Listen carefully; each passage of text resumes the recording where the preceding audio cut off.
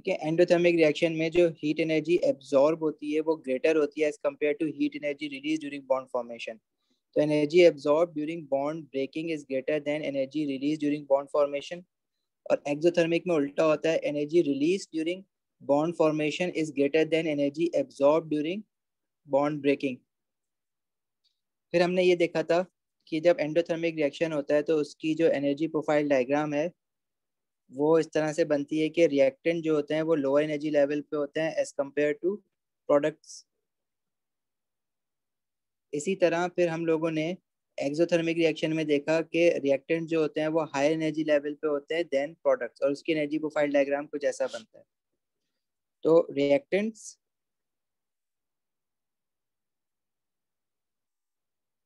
Are at lower energy level and products are at higher energy level। इसी तरह exothermic reaction में हमने देखा कि रिएक्टेंट जो होते हैं वो हाई एनर्जी लेवल पे होते हैं, रिएक्टेंट्स आर एट हायर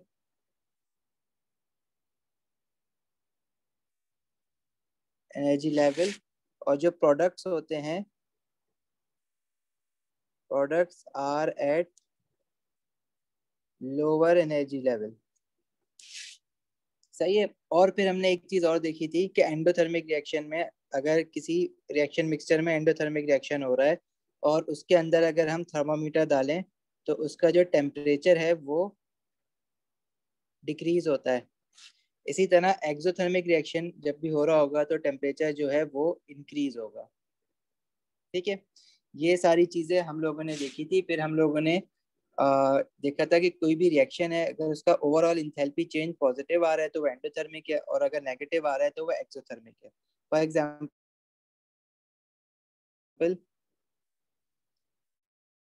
ये वाला हम लोगों ने जब क्वेश्चन देखा था कि मीथेन रिएक्ट हो रहा है ऑक्सीजन के साथ, CH4 ऑक्सीजन के साथ कार्बन डाइऑक्साइड एंड वाटर बना रहा है। तो CH4 में जो बॉन्ड्स हैं वो कार्बन हाइड्रोजन के 4 बॉन्ड्स हैं, ऑक्सीजन का डबल बॉन्ड होता है, carbon dioxide and then water. तो वाटर में हमारे पास जो होती है वो क्या कहते हैं, 2 बॉन्ड्स होते हैं ऑक्सीजन और हाइड्रोजन के। और वाटर की जो हमने बॉन्डिंग बनाई है अपना बॉन्डिंग पढ़ते वक्त, वो हमने इस तरह से कुछ बनाया था, जिस तरह से मैंने बनाया था वैसे दिखा देता हूँ। वाटर की बॉन्डिंग हमने कुछ ऐसे दिखाई थी। तो रिएक्टेंट साइड पे एनर्जी एब्जॉर्ब होगी टू ब्रेक द बॉन्ड्स, और प्रोडक्ट साइड पे एनर्जी रिलीज होगी फॉर बॉन्ड फॉर्मेशन। ठीक है, अब आपको ये जो डाटा दिया हुआ है ना बॉन्ड इंथैल्पी डाटा, ये आपको दिया जाएगा, ये किलोजूल पर मोल में ही आपको डाटा हमेशा गिवन होगा। अगर मुझे एक कार्बन हाइड्रोजन बॉन्ड को ब्रेक करना है तो कितनी एनर्जी रिक्वायर्ड है, 230। सही है, जैसे यहाँ पे कितने कार्बन हाइड्रोजन बॉन्ड है, 4 कार्बन हाइड्रोजन बॉन्ड है, तो इसको मैं मल्टीप्लाई बाय 4 कर दूंगा। और मीथेन के CH4 के टोटल कितने मोल्स हैं, 1 मोल है, तो इसको मैं मल्टीप्लाई बाय 1 करूंगा। इसी तरह ऑक्सीजन के मॉलिक्यूल में जो ऑक्सीजन के बीच में जो डबल बॉन्ड है उसकी एनर्जी है 260। अब ये भी बॉन्ड ब्रेकिंग हो रही है, एक डबल बॉन्ड की एनर्जी है 260, एक ही डबल बॉन्ड है तो मल्टीप्लाई बाय 1 करेंगे। और इसके कितने मोल्स हैं, 2 मोल्स हैं, तो मैं मल्टीप्लाई बाय 2 भी करूंगा मोल से। मिथेन के 1 मोल थे इसलिए मल्टीप्लाई बाय 1 करा, ऑक्सीजन के 2 मोल हैं तो फाइनली मल्टीप्लाई बाय 2 करा। सिमिलरली प्रोडक्ट साइड पे बॉन्ड फॉर्मेशन होता है, और जब भी बॉन्ड फॉर्मेशन होता है तो हीट जो होती है वो रिलीज होती है। अब जब कार्बन डाइऑक्साइड बन रहा है तो कार्बन ऑक्सीजन के जो बॉन्ड है वो डबल बॉन्ड, उसकी एनर्जी दी हुई है 240। अब बॉन्ड इंथैल्पी डाटा आपको दिया जाएगा, अगर वो एब्जॉर्ब हो रही है रिएक्टेंट साइड पे तो आप उसको एब्जॉर्ब करा दोगे, अगर प्रोडक्ट साइड पे है तो वही इतनी रिलीज भी हो रही होगी। तो 240 रिलीज हो रही है। और ऐसे कितने बॉन्ड है कार्बन ऑक्सीजन के, 2 डबल बॉन्ड है ना, एक याले राइट वाले ऑक्सीजन के साथ, एक लेफ्ट वाले ऑक्सीजन के साथ, तो इसको मल्टीप्लाई बाय 2 करेंगे। और इसके कितने मोल्स हैं कार्बन डाइऑक्साइड के, 1 मोल है तो मल्टीप्लाई बाय 1। सिमिलरली वाटर पे आ जाओ तो हाइड्रोजन और ऑक्सीजन का जो बॉन्ड इंथैल्पी है वो होता है 270, ये सिंगल बॉन्ड है HO। और वाटर में ऐसे कितने बॉन्ड हैं, 2 बॉन्ड है तो मल्टीप्लाई बाय 2। अच्छा, वाटर के नंबर ऑफ मोल्स कितने हैं, 2 मोल्स हैं, तो यहाँ पे फिर मैं फाइनली मल्टीप्लाई बाय 2 भी करूंगा। तो प्रोडक्ट साइड पे हमारे पास जो ये डाटा आया है ये एनर्जी रिलीज है, दिस इज रिलीज, और जो रिएक्टेंट साइड पे आया है ये है एब्जॉर्ब। अच्छा, इनको अगर हम ऐड करेंगे तो हमारे पास एनर्जी एब्जॉर्ब टोटल कितनी बन रही होगी, वो बन रही है 1440, और एनर्जी रिलीज बन रही है 1560। तो रिलीज ज्यादा हो रही है 1560, एब्जॉर्ब कम हो रही है। तो इसका क्या मतलब है कि ओवरऑल इंथैल्पी या ओवरऑल हीट जो है वो इस रिएक्शन से बाहर आ रही है। तो इसका क्या मतलब है कि ये रिएक्शन एक्सोथर्मिक होगा, मतलब इसका जो डेल एच होगा उसकी वैल्यू जो होगी वो नेगेटिव होगी। और वो हम निकालेंगे कैसे, हम इंथैल्पी चेंज निकालने के लिए क्या करते हैं, ये फॉर्मूला यूज करेंगे, या इन दोनों को माइनस कर दो, या enthalpy change of reactant minus enthalpy change of product. Enthalpy change of reactant कितना हुआ है, 1440 बॉन्ड ब्रेकिंग के लिए, minus enthalpy change of product कितना हुआ है प्रोडक्ट साइड पे 1560, जब बॉन्ड फॉर्म हुए तो इतनी एनर्जी रिलीज हुई है। और ये जो आंसर हमारा आएगा ये आ जाएगा -120, क्योंकि बॉन्ड इंथैल्पी डाटा सारा का सारा किलो जूल्स पर मोल में था, तो ये आंसर भी किलो जूल्स पर मोल में आएगा। तो this is -120 kilo joules per mole. The presence of minus over here shows that this reaction is exothermic। सही है, यहाँ तक किसी को कोई प्रॉब्लम है, किसी को कुछ याद ना आ रहा हो, कुछ पूछना हो?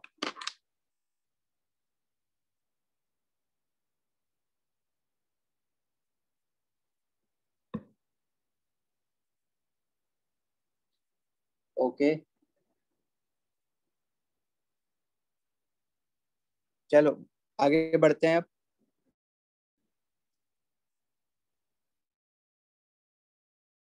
अच्छा, ये जो क्वेश्चन है ये हमने शायद नहीं किया होगा उस वक्त। इस क्वेश्चन में देखो क्या कह रहा है, इसको ना हम लोग अपने तरीके से करते हैं जैसे हम मोल्स पढ़ते थे। देखो इस क्वेश्चन में क्या कह रहा है कि एक इक्वेशन दी हुई है, यही वाली जो ऊपर इक्वेशन है ना, और यहाँ पे इसका इंथैल्पी चेंज दिया हुआ है -90 किलो जूल्स पर मोल। अब यहाँ पे जो भी डाटा दिया हुआ है ना मैं उसी को फॉलो करूंगा। अब इसकी इंथैल्पी चेंज ऊपर वाले क्वेश्चन में कुछ अलग आ रही थी, तो वहाँ पे जो डाटा यूज किया हुआ था ये ऐसी फैब्रिकेट किए हुए क्वेश्चन अंडरस्टैंडिंग के लिए। तो बहरहाल यहाँ पे इसका इंथैल्पी चेंज कह रहा है -90 किलो जूल पर मोल, और ये कह रहा है if 40 gram of methane is burned in excess of oxygen calculate the enthalpy change. तो बात कर रहा है मीथेन के लिए। अब अगर मैं इस इक्वेशन को देखूं, ये जो मेरी स्टोइचोमेट्रिक इक्वेशन है जिसमें मीथेन जो है वो ऑक्सीजन के साथ बर्न हो रहा है, तो मीथेन के कितने मोल्स हैं यहाँ पे, 1 मोल है। मतलब 1 मोल ऑफ CH4 जब बर्न हो रहा है तो इस रिएक्शन का जो इंथैल्पी चेंज दिया हुआ है वो -90 किलो जूल पर मोल दिया हुआ है। इसका क्या मतलब है कि 1 मोल ऑफ मीथेन जब भी बर्न होगा तो 90 किलो जूल की एनर्जी जो होगी वो रिलीज होगी पर मोल का मतलब ये है। अब इसने मीथेन का मुझे मास दिया हुआ है, तो मैं इन टर्म्स ऑफ मास लिख लेता हूँ इस बात को। 1 मोल ऑफ मीथेन का मास कितना होगा, equals to its molecular mass. और मीथेन का मॉलिक्यूलर मास क्या होगा, CH4 है ना, तो कार्बन इज 12, हाइड्रोजन इज 1, तो 4 into 1 16 grams। तो I can also rewrite this statement with respect to mass that 16 gram of methane burns to produce 90 kilojoule of energy। तो क्वेश्चन में कह रहा है 40 ग्राम ऑफ मीथेन अगर बर्न करोगे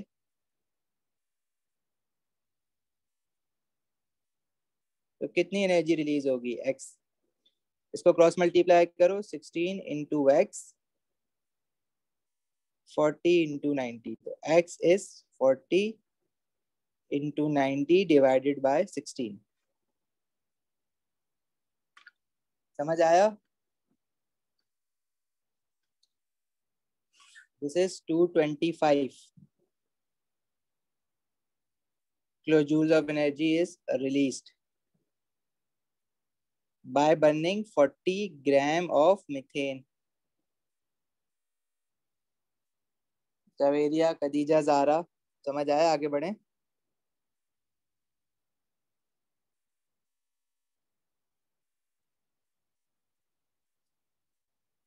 जवेरिया।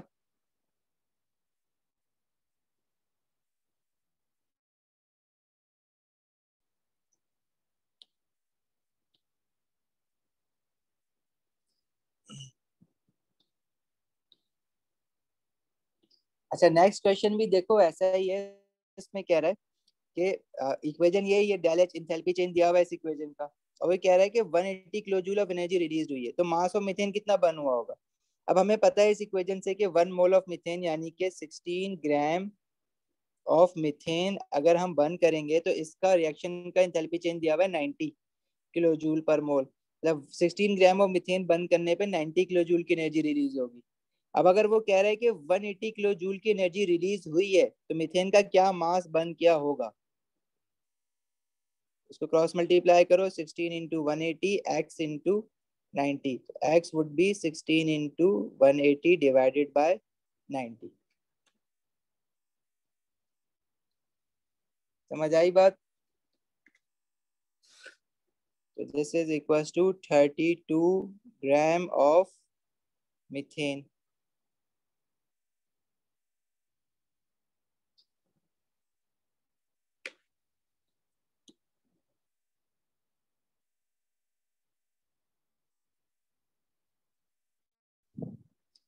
अच्छा इसी क्वेश्चन को इस तरह से भी पूछता है वो अक्सर कि वॉल्यूम में पूछ लेता है। तो अब यहाँ पे 1 मोल है मीथेन का, तो 1 मोल का क्या मतलब है कि 24 डेसीमीटर क्यूब ऑफ मीथेन जब आप बर्न करोगे तो एनर्जी कितनी रिलीज हो रही है 90 किलो जूल्स की। तो अगर 10 डेसीमीटर क्यूब बर्न करोगे तो कितनी रिलीज होगी एक्स। अब वॉल्यूम को यूज कर लिया है तो मोल्स में हम लोगों ने देखा है कि चाहे मोल्स यूज करे चाहे वॉल्यूम यूज करे मास यूज करे हम स्टोइचियोमेट्री लगा के ये सारे काम कर सकते हैं। तो this would be equals to 37.5। Energy निकाल लो ना किलो जूल्स। सही।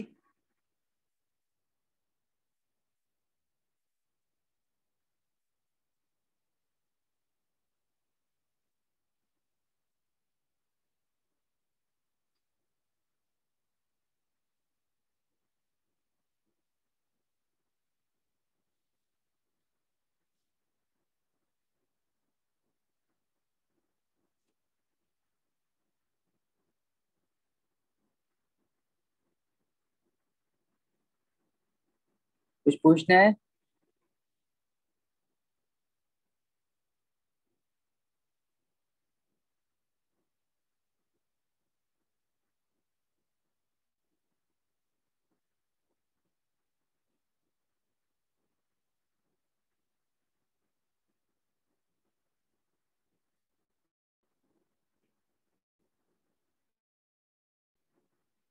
मोल्स की टर्म्स में अब ये वाला क्वेश्चन जो है वो खुद कर लेना। ठीक है, अगर मोल्स की टर्म्स में पूछेगा तो वो तो बहुत ही आसान है कि 1 मोल ऑफ मीथेन से 90 किलो जूल रिलीज हो रही है तो 1.5 मोल ऑफ मीथेन से कितनी रिलीज होगी।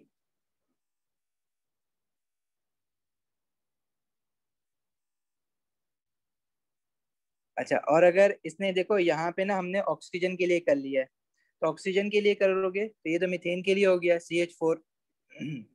इस क्वेश्चन में ना 1.5 मोल्स ऑफ ऑक्सीजन के लिए बोला हुआ है, तो ऑक्सीजन से अगर निकालना है तो ऑक्सीजन देखो तो ऑक्सीजन के 2 मोल्स हैं। तो 2 मोल ऑफ ऑक्सीजन एनर्जी कितनी रिलीज कर रहा है 90 किलो जूल्स। तो 1.5 मोल ऑफ ऑक्सीजन कितनी रिलीज करेगा x. that would be 2 into x is equals to 1.5 into 90। x is equals to 1.5 into 90 over 2। ये आ जाएगा हमारे पास 67.5 किलो जूल्स।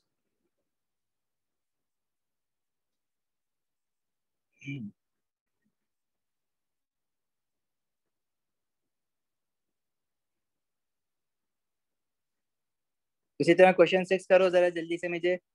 इसका जो आंसर है ना ये तो पूरा नहीं हुआ हुआ, इसको छोड़ो। आप लोग खुद निकाल के जरा मुझे आंसर बताओ, देखें समझ आ रहा है नहीं आ रहा।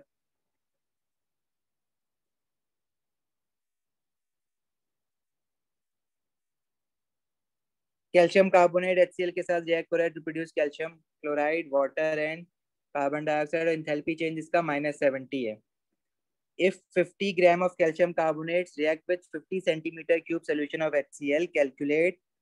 अच्छा, अब कैल्शियम कार्बोनेट का मास दिया हुआ है और HCl का वॉल्यूम दिया हुआ है,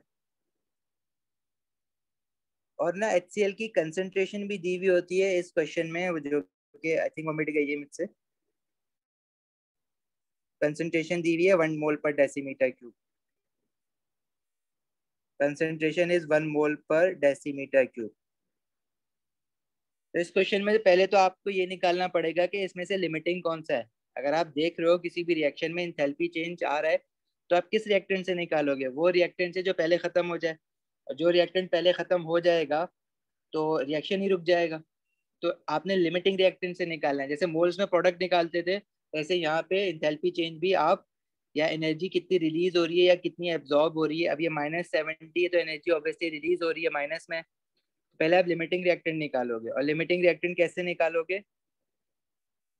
जैसे मोल्स में करते थे, calcium carbonate reacting with 2 mole of HCl to produce calcium chloride, water and carbon dioxide।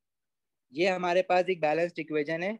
इस इक्वेशन में कैल्शियम कार्बोनेट की जगह पे मैं उसका मास देखूंगा, क्योंकि कैल्शियम कार्बोनेट का क्वेश्चन में मास दिया हुआ है, और HCl का वॉल्यूम देखेंगे। लेकिन वॉल्यूम नहीं देखेंगे, अगर गैस होती है तो उसके लिए वॉल्यूम देखते हैं। अब HCl तो गैस नहीं है, वो तो सोल्यूशन है, सोल्यूशन लिखा हुआ है ना।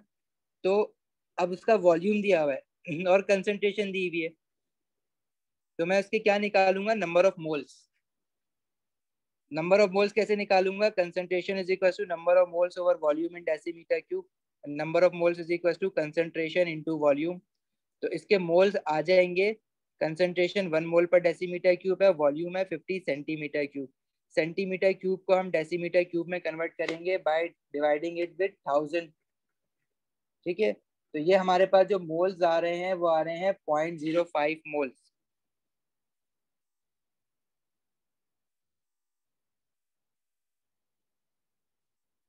तो मुझे HCl के बेसिकली मोल्स और कैल्शियम कार्बोनेट का मास, इनके बीच में रेसिपी बनानी है। अब कैल्शियम कार्बोनेट के इक्वेशन में देखो तो 1 मोल है, HCl के 2 मोल्स हैं। तो मैं सबसे पहले क्या करता हूँ, मोल्स नीचे उतार देता हूँ। कैल्शियम कार्बोनेट का मुझे मास बनाना है, तो इसके 1 मोल से इसके मल्टीप्लाई कराऊंगा इसके मोलिकुलर मास से। कैल्शियम कार्बोनेट का मोलिकुलर मास कैसे निकालोगे? कैल्शियम 40, कार्बन 12, ऑक्सीजन 16, तो 3 × 16 ये आता है 100 ग्राम। तो 1 × 100 ग्राम ऑफ कैल्शियम कार्बोनेट से H 1 × 100 gram of calcium carbonate को HCl का कितना मोल्स रिक्वायर्ड है? 2 मोल्स।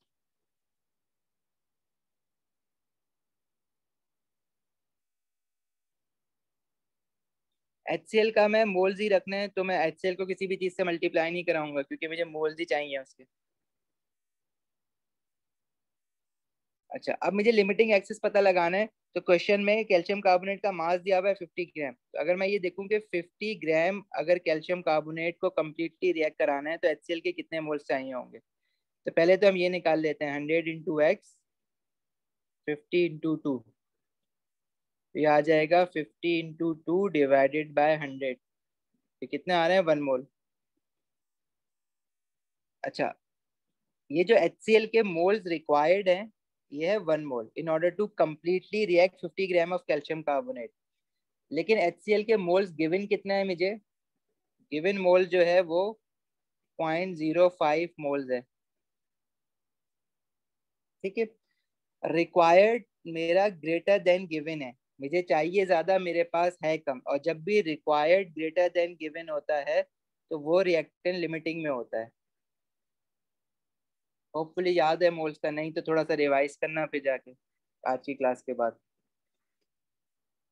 जब भी रिक्वायर्ड मेरा ग्रेटर देन गिवन होता है, तो चीज लिमिटिंग में होती है। इट मींस HCl जो है ना वो लिमिटिंग में है। और अगर HCl लिमिटिंग में है, तो मैं इंथैल्पी चेंज फिर लिमिटिंग रिएक्टेंट से ही निकालूंगा, मतलब HCl से ही निकालूंगा। और HCl से कैसे निकालोगे?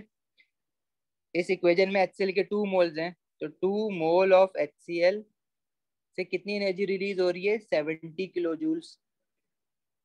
और HCl के कितने मोल्स गिवन है आपको? 0.05 मोल, जो आपने यहाँ पे C इक्वल टू N/V से निकाला। 0.05 मोल ऑफ HCl से कितनी एनर्जी रिलीज होगी? ये क्वेश्चन पूरा इस तरह से होगा, थोड़ा सा लंबा हो गया लिमिटिंग और एक्सेस की वजह से।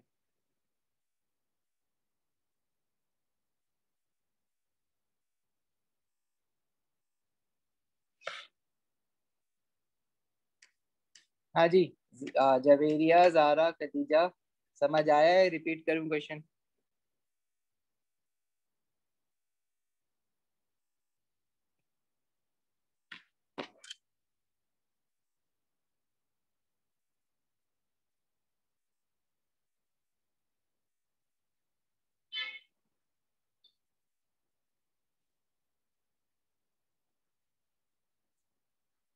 श्योर?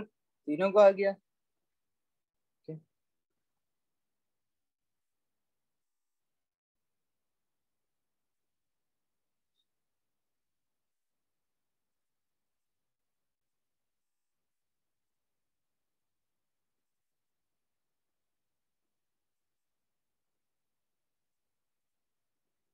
अच्छा, एक्टिवेशन एनर्जी डिस्कस हुई थी ना। अगर मैं इंथैल्पी प्रोफाइल डायग्राम बनाता हूँ एक्सोथर्मिक या एंडोथर्मिक की, तो याद रखना एंडोथर्मिक की एनर्जी प्रोफाइल डायग्राम हमेशा ऐसी होगी, reactant at lower energy level then the product.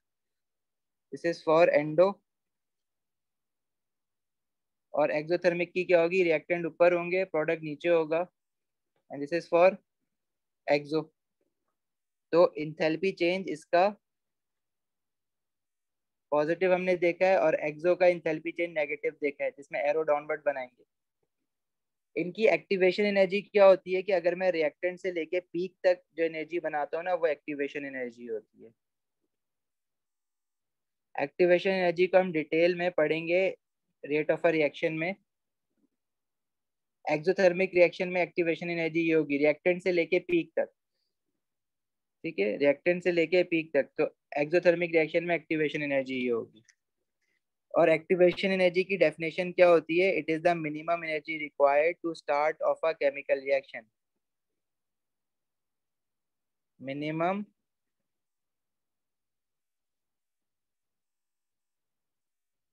Energy required to start a chemical reaction. और इसको अक्सर डिनोट हम EA से करते हैं। ठीक है।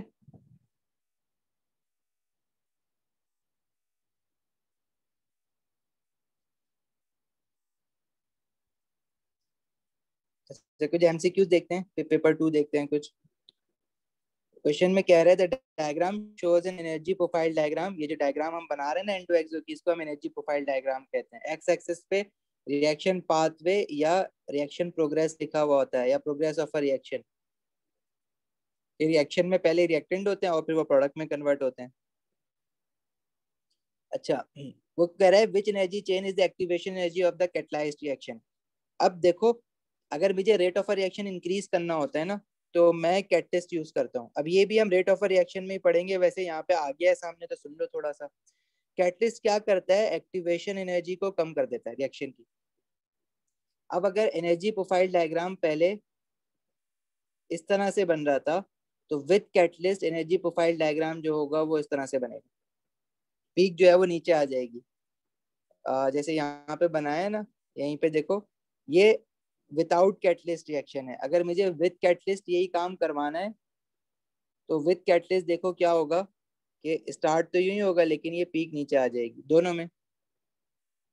तो मैं ब्लैक वाली लाइन बना रहा हूँ, इसमें देखो एक्टिवेशन एनर्जी कम हो गई है दोनों में। तो ये रिएक्शन विद कैटलिस्ट या कैटलाइज्ड रिएक्शन भी इसको हम कहते हैं, कैटलाइज्ड रिएक्शन।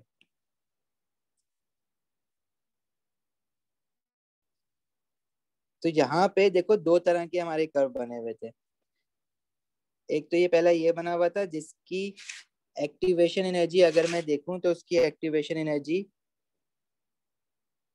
हमारे पास होगी ए वाली, ये वाली, मतलब यहाँ से यहाँ तक। जब हमने कैटलिस्ट यूज किया तो ये एक्टिवेशन एनर्जी कम हो गई। ये जो मैं ब्लू में बना रहा हूँ ना, this is the with catalyst catalysed reaction. ये जो बी वाली है ना, this is the activation energy of a catalysed reaction. Catalyst के साथ ये बी वाला होगा। विदाउट कैटलिस्ट ये पूरा वाला जो रेड वाला जा रहा है ना नीचे से ऊपर, ये होगा, जो कि ए है। ये विदाउट कैटलिस्ट, और बी वाला जो है वो विथ कैटलिस्ट। तो हमारा यहाँ पे आंसर क्या है? बी। अच्छा देखो, कुछ रिएक्शंस वैसे तो आपको बताया जाएगा कि एंडोथर्मिक रिएक्शन कौन सा है, एक्सोथर्मिक रिएक्शन कौन सा है, लेकिन कुछ रिएक्शंस आपको पता होने चाहिए कि ये एंडो होता है या एक्सो होता है। जैसे हैंड आउट देखोगे तो उसमें कुछ रिएक्शंस की एग्जांपल्स लिखी हुई हैं कि वो एंडोथर्मिक है या एक्सोथर्मिक है। फॉर एग्जांपल एंडोथर्मिक रिएक्शन ना, जैसे फोटोसिंथेसिस का जो रिएक्शन है वो एंडोथर्मिक रिएक्शन होता है। This is endothermic reaction. अब बायो वाले तो ये रिएक्शन भी पढ़ते हैं, उनको इक्वेशन भी याद होती है, लेकिन जो बायो वाले नहीं हो तो उनके लिए मैं बता देता हूँ कि कार्बन डाइऑक्साइड हो गया, वाटर, जब ये कंबाइन होता है इन the presence of sunlight and chlorophyll, chlorophyll plants में होता है और सनलाइट सूरज से आ रही होती है, तो दे मेक ग्लूकोज। ये जो C6H12O6 है ये ग्लूकोज है, और carbon dioxide, sorry, oxygen gas बनाते हैं ये। तो carbon dioxide and water, carbon dioxide air से आती है, वाटर प्लांट जो है वो जमीन से लेता है, और वो ग्लूकोज और ऑक्सीजन गैस बनाते हैं। इसी तरह जो डिकम्पोजिशन रिएक्शन होते हैं वो भी एंडोथर्मिक होते हैं, क्योंकि अगर मुझे किसी मेटल कार्बोनेट को या किसी भी चीज को डिकम्पोज करना है, तोड़ना है, तो मैं उनको हीट एनर्जी एब्जॉर्ब करवाता हूँ। तो decomposition reaction are also endothermic. इसी तरह एक और रिएक्शन है फोटोग्राफी वाला। क्या होता है ये, पहले जो फिल्म यूज होती थी ना नेगेटिव वाली, उसमें ये रिएक्शन होता था। आपने सिर्फ ये याद रखना है कि फोटोग्राफी वाला जो रिएक्शन होता है जिसमें silver chloride in the presence of light break हो जाते हैं into silver and chlorine, this is also a endothermic reaction. ठीक है। इसी तरह आपने कुछ एक्सोथर्मिक रिएक्शंस भी याद रखने हैं।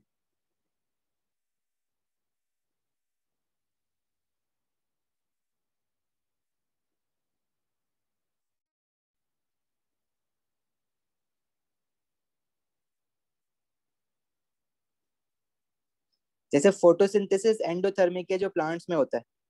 ठीक है। रेस्पायरेशन जो कि एनिमल्स में भी होता है, प्लांट्स में भी होता है, respiration is an exothermic process.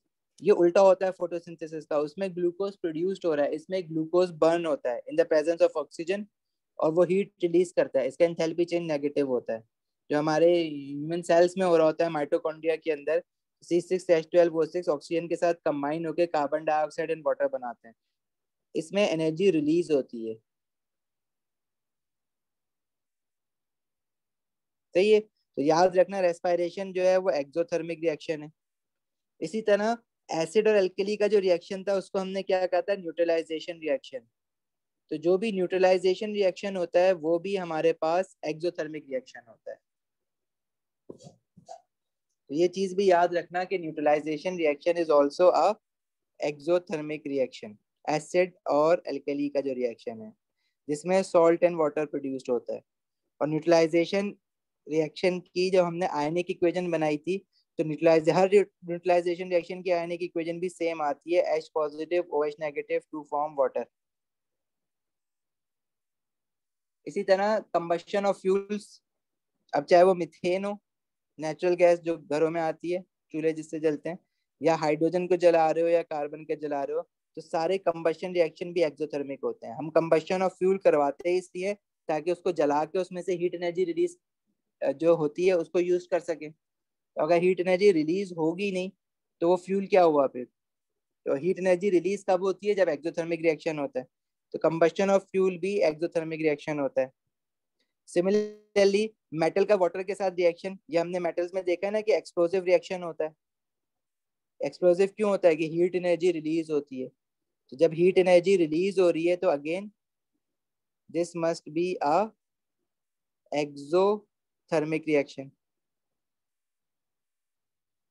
Similarly displacement reaction, ये भी एक्सोथर्मिक होता है। डिस्प्लेसमेंट रिएक्शन क्या था? when more reactive metal displaces a less reactive metal from its compound. तो ये वाला तो हमने पढ़ लिया डिस्प्लेसमेंट रिएक्शन जिंक वाला। इसी तरह ग्रुप 7 में जो हैलोजेंस होते हैं वो भी डिस्प्लेसमेंट रिएक्शन करते हैं, ये हम पढ़ेंगे पीरियोडिक टेबल के अंदर। याद ये रखना कि जो भी डिस्प्लेसमेंट रिएक्शन होगा वो एक्सो होता है। और डिस्प्लेसमेंट रिएक्शन कैसे पहचानोगे, एक तो मेटल्स वाला था कि more reactive metal displaces a less reactive metal from its salt solution, metals वाला। और जो दूसरा डिस्प्लेसमेंट रिएक्शन है जो हमने अभी तक पढ़ा नहीं है, वो ग्रुप 17 के एलिमेंट्स के साथ हो रहा होता है, ग्रुप 7। ठीक है, इसको ग्रुप 7 कहते हैं, ए लेवल में इसको ग्रुप 17 कहते हैं, इसलिए मैं गलती से 17 कह देता हूँ बार बार। It is group 7 for us, fluorine chlorine bromine iodine वाला ग्रुप जो होता है, हेलोजेंस जिनको कहते हैं। तो ये वाला डिस्प्लेसमेंट रिएक्शन हमें अभी पढ़ना है।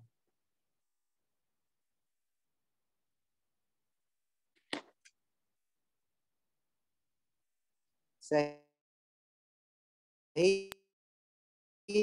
अच्छा, इसके हम क्वेश्चन, अच्छा क्वेश्चन 2 कह रहा है कि which statement is not correct. Energy is release when a liquid changes into a solid. देखो, सॉलिड से जब लिक्विड जाते हो तो वो क्या होती है, मेल्टिंग। और मेल्टिंग कराने के लिए आपको सॉलिड को हीट करना पड़ता है, तो एनर्जी तो एब्जॉर्ब होती है। लेकिन जब लिक्विड से आप सॉलिड में जाओगे, ये कह रहे हैं लिक्विड से सॉलिड, तो उल्टा होगा। जब लिक्विड से सॉलिड में जाओगे तो हीट एनर्जी रिलीज होगी। सही है, जब आप लिक्विड से सॉलिड में जाओगे तो हीट एनर्जी रिलीज होगी। तो energy is released when liquid changes to solid, तो ये स्टेटमेंट बिल्कुल करेक्ट है। लेकिन ये आंसर नहीं है हमारा, क्योंकि वो कह रहा है वो बताओ जो नॉट करेक्ट हो। ऑप्शन बी है, particle move faster in the gaseous state than in the liquid state. Yes, gaseous state में हमारे पास पार्टिकल जो होते हैं उनके पास काइनेटिक एनर्जी ज्यादा होती है, जब भी तो दूर दूर वॉल्यूम ज्यादा ऑक्यूपाई करते हैं, ज्यादा दूर दूर रहते हैं एक दूसरे से। Particle move faster in gaseous state than in liquid state, तो ये स्टेटमेंट भी करेक्ट है, मतलब ये भी हमारा आंसर नहीं हो सकता। ऑप्शन सी में कह रहा है the carbon atoms in gaseous methane are further apart than those in solid diamond. Again, gaseous methane CH4, और डायमंड जो है वो सॉलिड है, और मिथेन वो खुद कह रहा है गैशियस है, तो ऑब्वियसली उसमें पार्टिकल जो होंगे वो दूर दूर होंगे। ठीक है, तो ये भी करेक्ट है।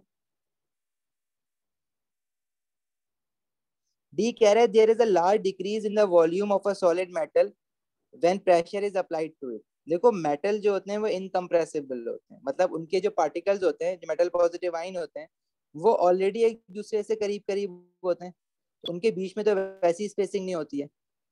तो अगर आप उसको प्रेस करोगे तो उसका वॉल्यूम डिक्रीज कहाँ होगा, बीच में जगह तो है ही नहीं, तो वो इनकम्प्रेसिबल होते हैं।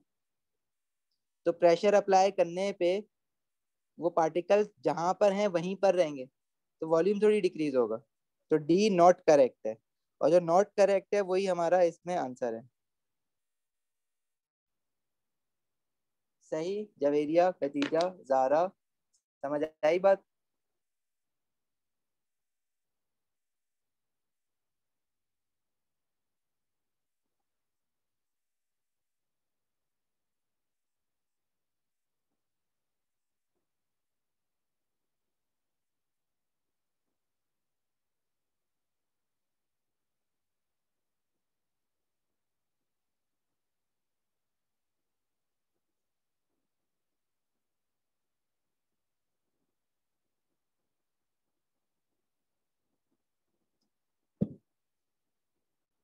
अच्छा, क्वेश्चन 3, विच चेंजेस एंडोथर्मिक। अब burning of fuels, methane is a fuel ना, अगर ये बात अभी याद नहीं हुई है इतने सारे क्वेश्चंस करते करते, तो ये हम ऑर्गेनिक केमिस्ट्री में भी याद कर लेंगे। फ्यूल है, जब ये जलेगा ऑक्सीजन के साथ बर्न होगा कंबशन, तो this is an exothermic reaction. Option B देखो जरा, ऑप्शन बी में हाइड्रोजन और क्लोरीन है और HCl बन रहा है। देखो, ये इस तरह से लिखा हुआ है, we have hydrogen atom gaseous hydrogen atom, gaseous chlorine atom, और ये HCl बना रहा है। तो रिएक्टेंट साइड पे किसी किस्म की बॉन्ड ब्रेकिंग है ही नहीं, क्योंकि बॉन्ड ही नहीं है कोई। No bond breaking at the reactant side. However, there is a bond formation at product side, क्योंकि HCl का बॉन्ड ये होगा ना, एक बॉन्ड होता है, तो बॉन्ड फॉर्मेशन जरूर हो रही है प्रोडक्ट साइड पे। तो बॉन्ड ब्रेकिंग है ही नहीं, तो energy absorb, heat energy absorb जो होगी वो जीरो होगी। और बॉन्ड फॉर्मेशन हो रही है तो हीट एनर्जी की कोई ना कोई वैल्यू रिलीज तो हो रही होगी ना। तो एनर्जी एब्जॉर्ब जीरो है, सिर्फ और सिर्फ हीट एनर्जी रिलीज हो रही है। तो ओवरऑल ये रिएक्शन फिर एक्सोथर्मिक ही हो सकता है, एंडो तो ये किसी कीमत पे नहीं हो सकता, क्योंकि एब्जॉर्ब जीरो है। कोई भी रिएक्शन एंडो या एक्सो होता है तो हमें क्या देखते हैं कि अगर एब्जॉर्ब ज्यादा हुई है और रिलीज कम हुई है तो वो एंडोथर्मिक है। यही बात कर रहे हैं ना कि बॉन्ड ब्रेकिंग के वक्त अगर एनर्जी एब्जॉर्ब ज्यादा होती है और रिलीज कम होती है तो हम कहते हैं कि वो एंडोथर्मिक है।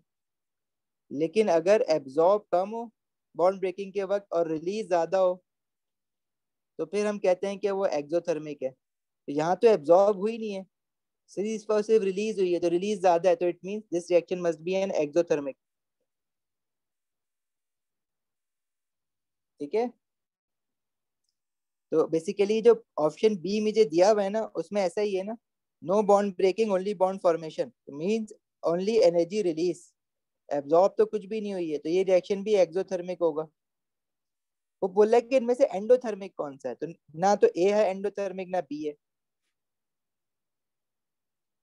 इसी तरह पहले अगर ऑप्शन डी देखें तो ऑप्शन डी में वाटर लिक्विड से सॉलिड स्टेट में जा रहा है। अगेन क्या हो रहा है, कंडेंसेशन हो रही है। देखो सॉलिड से अगर लिक्विड में जाता है तो हीट एब्जॉर्ब होती है ना,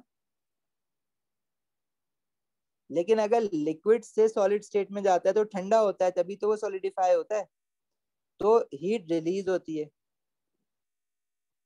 तो वो अभी लिक्विड से सॉलिड स्टेट में जा रहा है। जब उल्टा लिक्विड से सॉलिड में जा रहा है मतलब ठंडा हो रहा है, पानी से बर्फ बन रहा है, ठंडा हो रहा है, रिलीज हो रही है हीट एनर्जी, और हीट एनर्जी रिलीज होती है तो अगेन ऐसा रिएक्शन एक्सोथर्मिक होता है। तो डी भी एक्सोथर्मिक है। लेकिन अगर सी की बात करो तो सी में भी देखो रिएक्टेंट साइड पे वाटर है और प्रोडक्ट साइड पे हाइड्रोजन और ऑक्सीजन अलग अलग हो गया है। मतलब रिएक्टेंट साइड पे बॉन्ड ब्रेकिंग हुई है, और जब भी बॉन्ड ब्रेकिंग होती है तो एनर्जी एब्जॉर्ब होती है। और प्रोडक्ट साइड पे कोई बॉन्ड फॉर्मेशन नहीं हुई, एटम्स अलग अलग घूम रहे हैं, अभी तक कोई बॉन्ड नहीं बना है, तो रिलीज जो है वो जीरो है। तो सिर्फ और सिर्फ एनर्जी क्या हुई है, एब्जॉर्ब हुई है। तो ओवरऑल रिएक्शन क्या हो गया, endothermic. So C is the answer.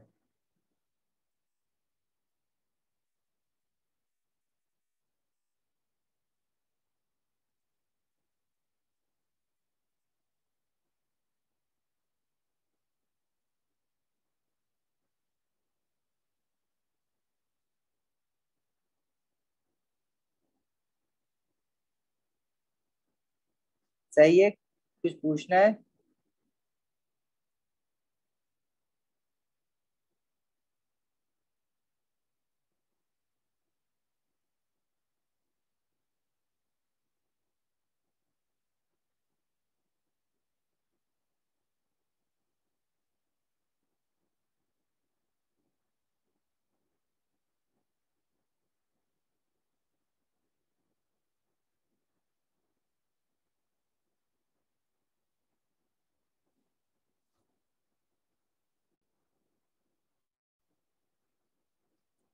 Question 4 देखो।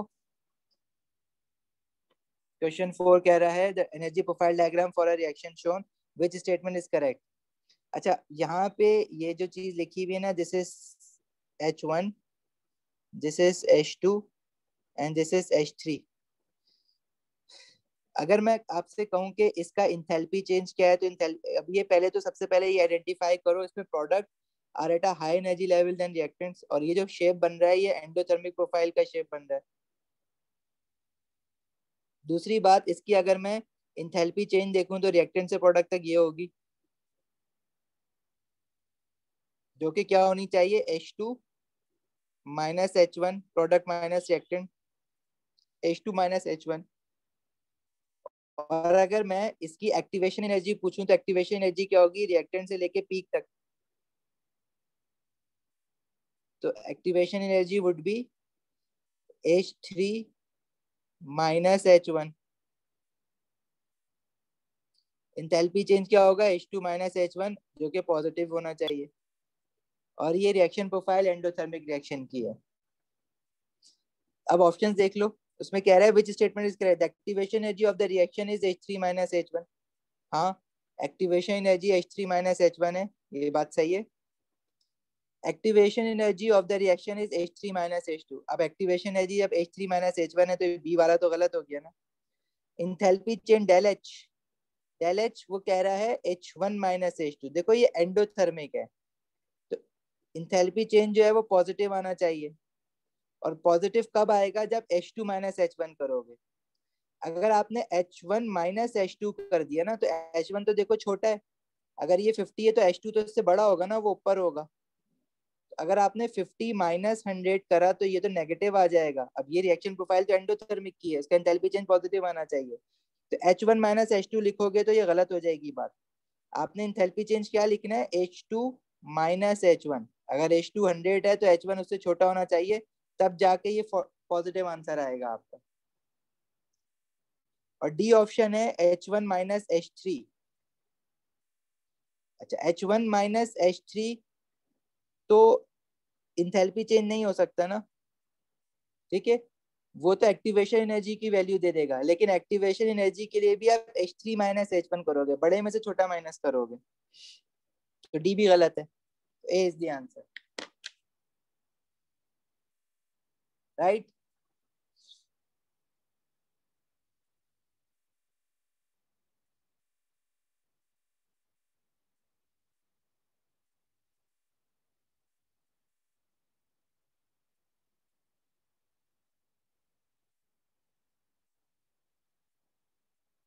पूछना है कुछ?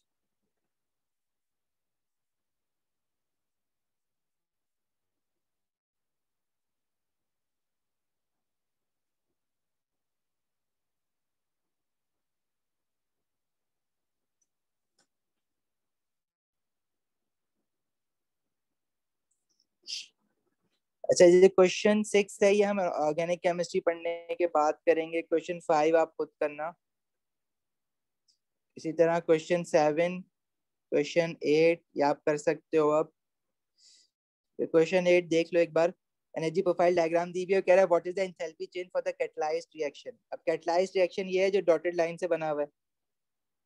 अच्छा, इंथैल्पी चेंज जो है, चाहे रिएक्शन कैटलाइज्ड हो चाहे रिएक्शन अनकैटलाइज्ड हो, क्या चाहे कैटलिस्ट यूज करो चाहे ना करो, इंथैल्पी चेंज पे फर्क नहीं पड़ता। इंथैल्पी चेंज तो क्या होता है, difference between enthalpy of reactant and product. तो चाहे कैटलाइज्ड हो चाहे अनकैटलाइज्ड हो, ये तो सेम लेवल पे ही है ना, जहाँ पहले रिएक्टेंट था प्रोडक्ट भी वहीं पर है अभी भी, ठीक है। तो उससे फर्क नहीं पड़ेगा हमारे पास। अच्छा, अब ये अगर प्रोफाइल देखो तो ये प्रोफाइल किसका बन रहा है, एक्सोथर्मिक का, क्योंकि products are at a lower energy level than reactant. Endo का प्रोफाइल देखो ऐसा बनता है शेप का, और एक्सो का यूं करके बनता है, तो ये याद रखना है। अच्छा, अगर आपने अब इसका इंथैल्पी चेंज निकालना है तो वो क्या आना चाहिए, नेगेटिव। रिएक्टेंट की इंथैल्पी दी हुई है 100, प्रोडक्ट की दी हुई है 50। अब अगर आप इसमें रिएक्टेंट माइनस प्रोडक्ट करते हो ना, तो देखो ये आप करोगे 100 - 50, तो ये +50 आंसर आ जाएगा, जो कि गलत हो जाएगा। अब क्योंकि ये एक्सोथर्मिक है, तो ये आपको आंसर नेगेटिव में देना है, तो इसमें आप फिर 50 - 100 करोगे। एक्सोथर्मिक में क्या करोगे, प्रोडक्ट माइनस रिएक्टेंट। मतलब आपने ऐसे करना है कि माइनस करने के बाद आपने आंसर नेगेटिव में देना है। तो आप बेशक 100 - 50 कर दो, लेकिन क्योंकि ये एक्सोथर्मिक रिएक्शन है, प्रोफाइल देख के पता चल रहा है, तो आपने इसका आंसर -50 देना है, +50 मत दे देना। वैसे तो +50 इसने ऑप्शन में भी नहीं डाला है, लेकिन अक्सर वो डाल भी देता है। तो मेक श्योर कि आप इन साइंस का भी ख्याल रखो। Okay.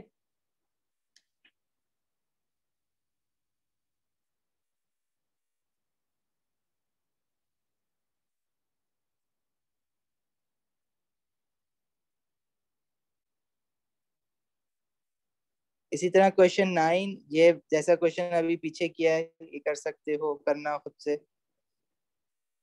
And then we have similar questions, सारे एक जैसे ही हैं। क्वेश्चन 10 जो है इसमें पूछा है which about the reaction is correct. तो यहाँ पे एक्स और वाई दिया हुआ है।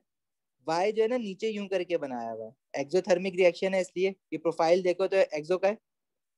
इंथैल्पी चेंज क्या है इसमें, वाई, और एक्स क्या है, activation energy. Activation energy of the reaction is x plus y. ये बात गलत है, एक्टिवेशन एनर्जी तो सिर्फ एक्स है, रिएक्टेंट से लेके पीक तक जो है वो सिर्फ एक्स है। द इंथैल्पी, बी कह रहा है the enthalpy change of the reaction is x, enthalpy change तो वाई है, तो ये बात भी गलत है। सी कह रहा है the enthalpy change of the reaction is x plus y, भाई जब इंथैल्पी चेंज वाई है माइनस वाई, तो ये सी भी गलत है। डी कह रहा है द रिएक्शन इज एक्सोथर्मिक, हाँ एक्सोथर्मिक है, ये मैं प्रोफाइल देख के पहले ही समझ गया।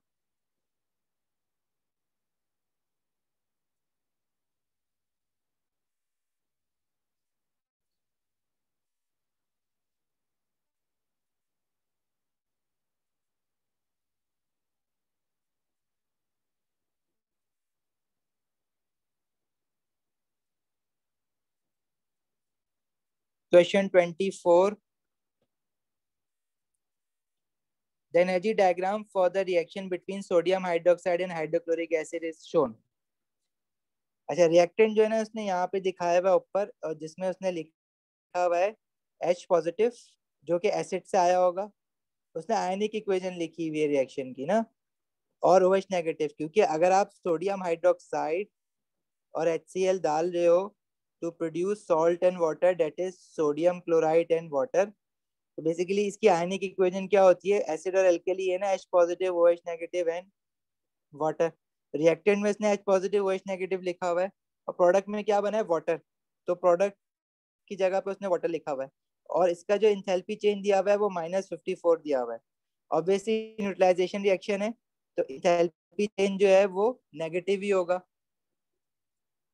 और प्रोडक्ट जो है वो लोअर एनर्जी लेवल पे है, रिएक्टेंट जो है वो हायर एनर्जी लेवल पे है। तो ये देख के भी पता चल रहा है एक्सोथर्मिक है। क्वेश्चन में पूछ रहा है विच quantity of heat is liberated when 100 centimetre cube of 1 मोल पर decimetre cube of acid reacts with 100 centimetre cube of 1 मोल पर decimetre cube of sodium hydroxide. अच्छा जी, अभी उसी तरह का क्वेश्चन है कि आपको पहले तो पता होना चाहिए कि इसमें से लिमिटिंग कौन सा है और एक्सेस कौन सा है। अच्छा, क्योंकि ये एमसीक्यू है ना, इसमें ज्यादा कैलकुलेशन करनी नहीं पड़ेगी, आपने बस ये इक्वेशन रियलाइज करनी है कि सोडियम हाइड्रोक्साइड और HCl जब रिएक्ट करता है तो सॉल्ट एंड वाटर प्रोड्यूस्ड होता है, NaCl एंड वाटर। इस इक्वेशन को जब बैलेंस करोगे तो आप देखोगे कि ये 1:1 के रेशियो में रिएक्ट हो रहा है, ये ऑलरेडी इक्वेशन बैलेंस्ड है। 1 mole of sodium hydroxide 1 mole of HCl के साथ रिएक्ट हो रहा है, मतलब 1 मोल ऑफ सोडियम हाइड्रोक्साइड को 1 मोल ऑफ HCl चाहिए। अब अगर HCl के मोल्स देखो जो इक्वेशन में दिए हुए, क्वेश्चन में कितने दिए हुए, इसकी कंसंट्रेशन दी हुई है और वॉल्यूम दिया हुआ है, तो यूजिंग कंसंट्रेशन एंड वॉल्यूम आप मोल्स निकाल सकते हो ना। Concentration is equal to number of moles over volume, तो नंबर ऑफ मोल्स क्या हो जाएगा, कंसंट्रेशन इनटू वॉल्यूम। तो कंसंट्रेशन है 1 और वॉल्यूम है 100, 100 डिवाइडेड बाय 1000 करना पड़ेगा क्योंकि सेंटीमीटर क्यूब में दिया हुआ है, तो ये आ जाएगा 0.1 मोल। इसी तरह सोडियम हाइड्रोक्साइड के अगर आप मोल्स निकालो तो उसकी भी कंसंट्रेशन 1 दी हुई है और उसका वॉल्यूम भी 100 दिया हुआ है, इसको भी डिवाइड बाय 1000 करेंगे तो इसके भी 0.1 मोल आ जाएंगे। अब दोनों के 0.1 मोल है, सेम मोल्स हैं, और दोनों 1:1 के रेशियो में रिएक्ट हो रहे हैं, तो जीरो, अगर सोडियम हाइड्रोक्साइड का 0.1 मोल है तो HCl का भी 0.1 मोल चाहिए होगा रिक्वायर्ड। तो इसका क्या मतलब है कि दोनों के दोनों लिमिटिंग में, दोनों के दोनों एक साथ खत्म हो जाएंगे, किसी का भी एक्सेस ज्यादा नहीं है। मतलब सोडियम हाइड्रोक्साइड के 0.1 मोल को HCl का 0.1 मोल ही रिक्वायर्ड है, और इतना ही गिवन है, मतलब वो सारा का सारा खत्म हो जाएगा। इट मींस आप किसी को भी यूज करके एनर्जी रिलीज निकाल सकते हो, ठीक है। जो उसने इंथैल्पी चेंज दिया हुआ है आपको -54 दिया हुआ है, इट मींस कि जब भी 1 मोल या तो HCl के लिए भी बात कर सकते हो या सोडियम हाइड्रोक्साइड के लिए भी कर सकते हो, या तो 1 मोल ऑफ HCl या 1 mole of sodium hydroxide will release 50 kilo joules of energy. तो 0.1 मोल कितनी रिलीज करेगा? एक्स। अच्छा, ये हमेशा इसी तरह से दिया हुआ होता है कि इतने आते हैं कि आप या तो HCl से भी निकाल रहे हो, सोडियम हाइड्रोक्साइड से भी निकाल रहे हो, वो हमेशा देता ही ऐसे मोल्स है कि वो दोनों के दोनों एक दूसरे से रिएक्ट होकर कंप्लीटली खत्म हो जाए, मतलब दोनों के दोनों लिमिटिंग रिएक्टेंट हो, और इक्वल नंबर ऑफ मोल्स देता है दोनों के। तो ये कितना हो जाएगा? 5.4 किलो जूल्स। और क्योंकि ये एक्सोथर्मिक रिएक्शन है तो ये हीट एनर्जी रिलीज हो रही होगी 5.4 किलो जूल्स। समझ आई बात?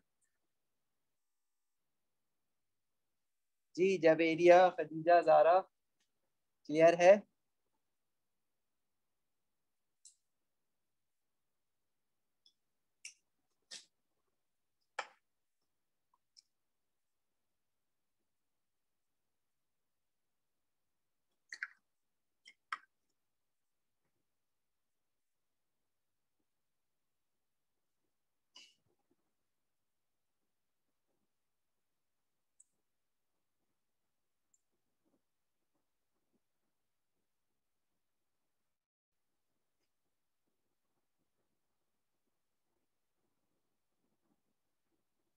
चलें आगे।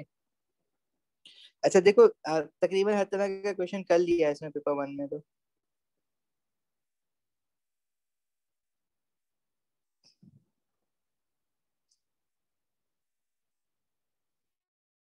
अब जैसे क्वेश्चन 30 है ना, इसमें फॉर एग्जांपल कह रहा है which process in energy is released. Release मतलब एक्सो। अभी हमने देखा जो फोटोसिंथेसिस है वो एंडोथर्मिक रिएक्शन है, ये याद रखना है आपको। Fractional distillation of crude oil, ये भी हमारे पास ना एंडोथर्मिक रिएक्शन होता है, ये हम लोग ऑर्गेनिक केमिस्ट्री में देखेंगे। अच्छा, forming a hydrogen molecule from 2 hydrogen atoms, B. 2 hydrogen atom से आपने हाइड्रोजन मॉलिक्यूल बनाना है जो कि H2 होगा। इसका मतलब ये है, यानी रिएक्टेंट साइड पे किसी भी किस्म की बॉन्ड ब्रेकिंग नहीं है, लेकिन प्रोडक्ट साइड पे बॉन्ड फॉर्मेशन हो रही है। मतलब एनर्जी सिर्फ और सिर्फ रिलीज हो रही है, एब्जॉर्ब नहीं हो रही है। तो वो रिएक्शन तो एक्सो हो गया ना, एनर्जी रिलीज हो रही है, तो बी हो जाएगा। ए क्या है? Electrolysis of water to form hydrogen and oxygen. अब देखो वाटर में क्या होता है कि H2O जो है वो हाइड्रोजन और ऑक्सीजन में कन्वर्ट हो रहा है। तो अब इसमें बॉन्ड ब्रेकिंग भी है और बॉन्ड फॉर्मेशन भी है। तो जब कहीं बॉन्ड ब्रेकिंग और बॉन्ड फॉर्मेशन दोनों है, तो आपने तो ये वैल्यूज तो याद नहीं की हुई है, तो आप बता ही नहीं सकते कि वो एक्सो है या एंडो है। इसलिए कोई एक ऑप्शन ऐसा जरूर दिया होगा जहां पे आप इजीली बता सकते हो कि वहां पे या तो बॉन्ड ब्रेकिंग नहीं होगी या बॉन्ड फॉर्मेशन नहीं होगी, तो एक्सो एंडो बताना वहां पे आसान हो जाएगा। टाइप ऑफ क्वेश्चन सेम है, इसी तरह के आते हैं। तो हाँ, एक ये वाला क्वेश्चन और मुझे जरा इसका आंसर बता दो, तो फिर आज की क्लास एंड करते हैं, और फिर आप लोग पेपर 2 के साथ कैरी ऑन कर सकते हो, एनर्जेटिक्स।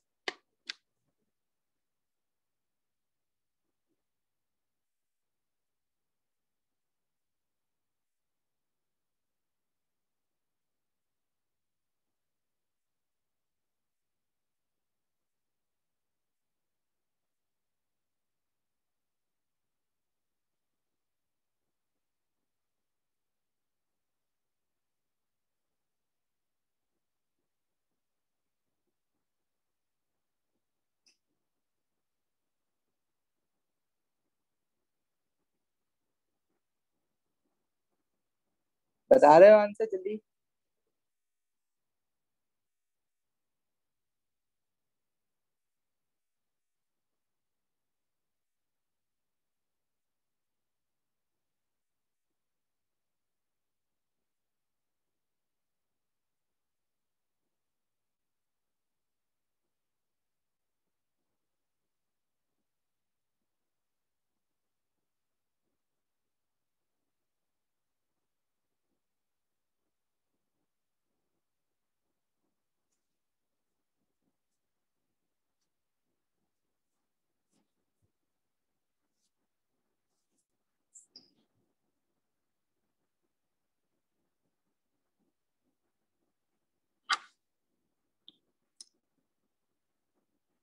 तो इस क्वेश्चन में क्या रहा है, dissolving ammonium nitrate in water is endothermic. ठीक है,